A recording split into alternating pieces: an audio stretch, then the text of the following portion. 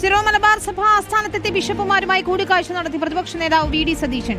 Synod സമ്മേളനം പുരോഗമിക്കുന്നതിനിടെയാണ് VD. സതീശന്റെ സഭാ നേതൃത്വവുമായുള്ള കൂടിക്കാഴ്ച. കാക്കനാട് മൗണ്ട് സെന്റ് തോമസിൽ ഇന്നലെ രാത്രിയായിരുന്നു സന്ദർശനം. 50ഓളം ബിഷപ്പുമാരാണ് സിറോ മലബാർ സഭാ സിനഡിൽ പങ്കെടുക്കുന്നത്. സമ്മേളനം പുരോഗമിക്കുന്നതിനിടെ പ്രതിപക്ഷ നേതാവിന്റെ അസാധാരണ സന്ദർശനം. ബിഷപ്പുമാരുമായുള്ള കൂടിക്കാഴ്ച 1 മണിക്കൂറോളം നീണ്ടു. അത്താഴ വിരുന്നിലും പങ്കെടുത്തു. വി.ഡി. സതീശൻ സ്വയം താൽപര്യമെടുത്താണ് അനൌദ്യോഗിക സ്വഭാവത്തിലുള്ള സന്ദർശനം നടത്തിയത്. പ്രകടന പത്രികയിൽ ഉൾപ്പെടുത്തേണ്ട കാര്യങ്ങളിൽ നിർദ്ദേശം തേടി.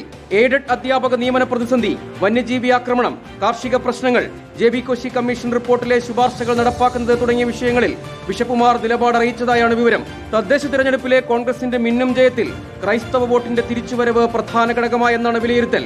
CPIM-ഉം BJP-യുമെല്ലാം ക്രൈസ്തവ വോട്ട് ലക്ഷ്യമിടുന്നതിനിടെയാണ് വി.ഡി. സതീശന്റെ സന്ദർശനം. വിവിധ സഭാ വിഭാഗങ്ങളുമായുള്ള ആശയവിനിമയം മെച്ചപ്പെടുത്തുന്നതിനുള്ള നീക്കത്തിന്റെ ഭാഗമാണ് സന്ദർശനം. UDF-ലെ ആഭ്യന്തര സമവാക്യങ്ങൾ കൂടി പരിഗണിച്ചാണ് വി.ഡി. സതീശന്റെ നീക്കം. റിപ്പോർട്ടർ, കൊച്ചി.